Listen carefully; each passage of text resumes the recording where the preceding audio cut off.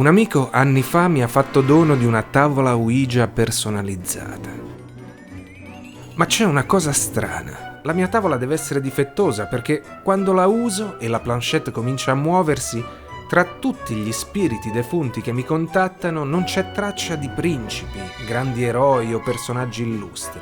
Si palesano solo spiriti di gente mezza matta, assurda, le anime di persone eccezionali ma spesso dimenticate o emarginate. Vediamo chi mi contatterà oggi. Tu che vaghi nelle tenebre opache del limbo, qual è il tuo nome?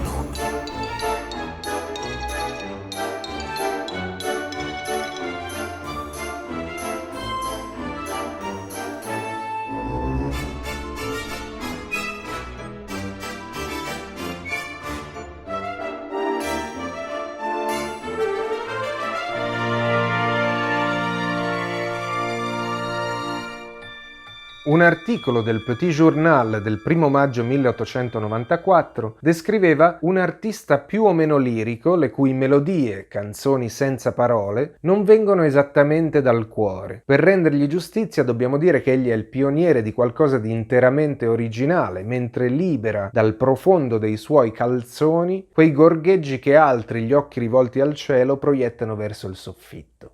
Il sensazionale performer di cui parlava il quotidiano parigino era Joseph Pujol, celebre con il nome d'arte Le Pétoman. Marsigliese di nascita e all'epoca non ancora 37enne, Pujol aveva inizialmente proposto i suoi spettacoli nel sud della Francia, a Sète, Béziers, Nîmes, Toulouse e Bordeaux, per sbarcare poi a Parigi dove si esibì per diversi anni al Moulin Rouge. Il suo show di enorme successo si basava interamente sulle sue straordinarie abilità nell'emettere peti. Era capace di imitare i suoni di svariati strumenti musicali, ma anche colpi di cannone o tuoni, di modulare numerose melodie popolari, come la Marsigliese o Clair de la Lune o Sole Mio, di spegnere candele con un colpo d'aria da 30 cm di distanza, di suonare flauti e ocarine collegati con un tubo al suo posteriore, dal quale poteva anche agevolmente fumare una sigaretta. Forte di un successo sempre più crescente, a cavallo tra il XIX e il XX secolo si esibì perfino di fronte al principe di Galles e anche Freud si recò a uno dei suoi spettacoli, sebbene pare che fosse più interessato alle reazioni del pubblico che all'artista in sé, cosa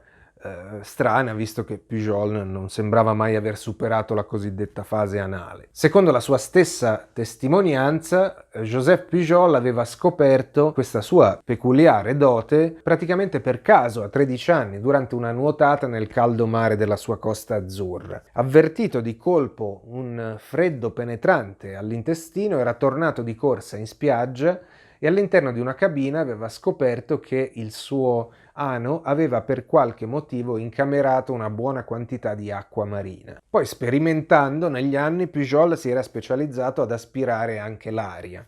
Non poteva trattenerla a lungo, a quanto diceva, ma il suo bizzarro talento gli aveva assicurato la notorietà prima tra i suoi coetanei ragazzini e più tardi tra i commilitoni del suo battaglione. And now the opening cannonade at the Battle of Austerlitz. Load, aim, fire.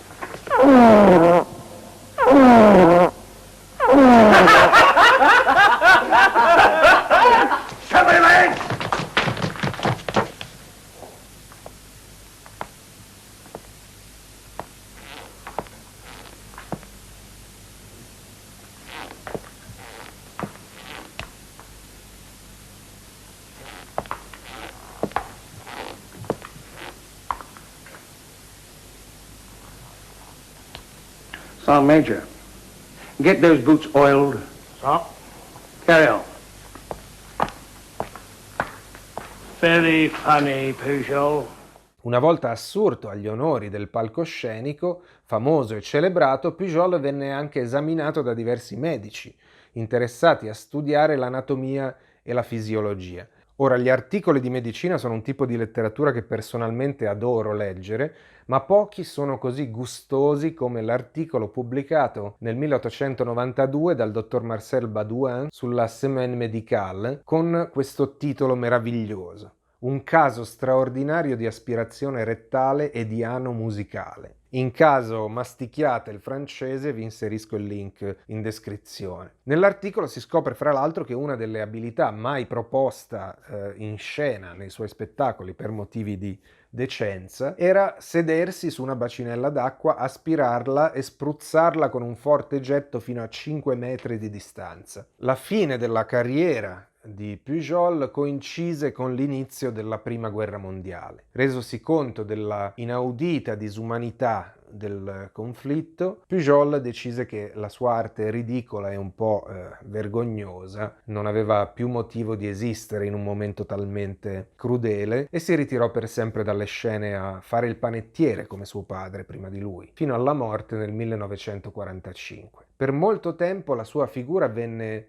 rimossa dalla memoria collettiva, quasi fosse un imbarazzo per la borghesia, per gli intellettuali francesi che avevano riso fino a poco tempo prima delle esibizioni di questo strano guitto. Se ne tornò a parlare soltanto dopo la metà del XX secolo, in particolare quando il celebre editore Pauvert, specializzato in letteratura oscena ed erotica, ne pubblicò la biografia, e in seguito con il film Il Petomane dell'83 di Pasquale Festa Campanile, interpretato con la sua consueta vena tragicomica da Ugo Tognazzi.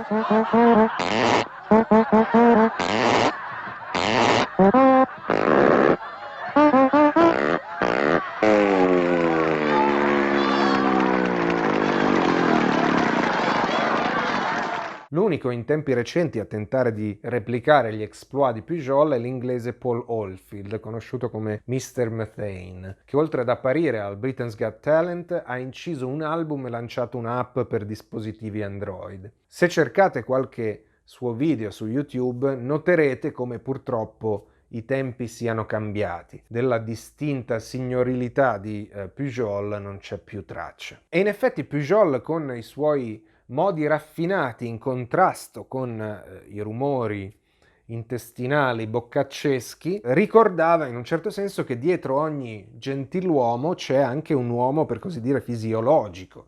Cioè la natura è uguale per tutti, anche se la consideriamo indecente e cerchiamo di sopprimere alcuni dei suoi aspetti con tutte le regole di Galateo che possiamo immaginare. In un rituale per certi versi catartico, il pubblico rideva delle sue prodezze sconce, ma segretamente riusciva forse a ridere anche di se stesso.